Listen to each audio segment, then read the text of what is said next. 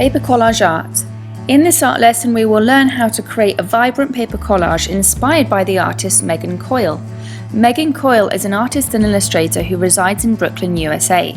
She takes common everyday magazines and recycles them into interesting works of art. Today I'm going to use a selection of colourful tissue paper as this is what I had to hand in my art room. However, if you have colourful pictures from unwanted magazines, I strongly encourage you to upcycle those into a piece of captivating art. Materials you need are some glue, PVA and a spatula work the best, but a glue stick will also be fine, a pair of scissors, pencil, eraser, a straight edge and some thick sketchbook quality paper. Today we're going to take some inspiration from Megan's interest in coffee cups. So naturally I'm drawing a coffee cup first in pencil, and I start with the top as an almost squashed oval shape and then a smaller oval shape towards the bottom, and then I'm just plotting in the handle, and then I'm going to draw in this saucer at the bottom. Make sure that your straight edge is vertical and horizontal when you plot in where you want your lines to be, and I'm just leaving a little bit of space around my collage here today. I'm going to trim it down afterwards.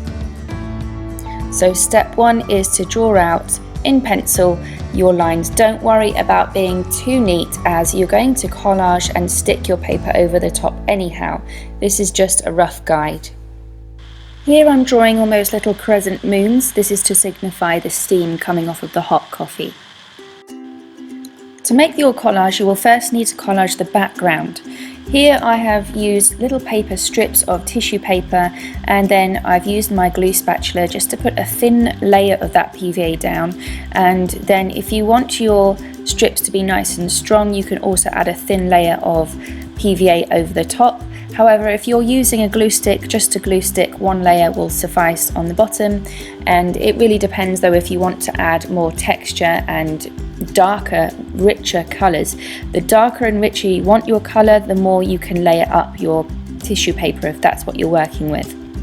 It's also important to note that the direction of your paper needs to be intentional to where you want to show your surface pattern. So for example, the abstract surface pattern of the table that the coffee cup is resting on is going horizontally. In contrast to the background of the wallpaper behind it, it's going vertically. So make sure that you are intentional, and to really get those shapes you can cut down your paper strips if you like, and you can also slightly manipulate them to sort of fold and scrunch up certain areas.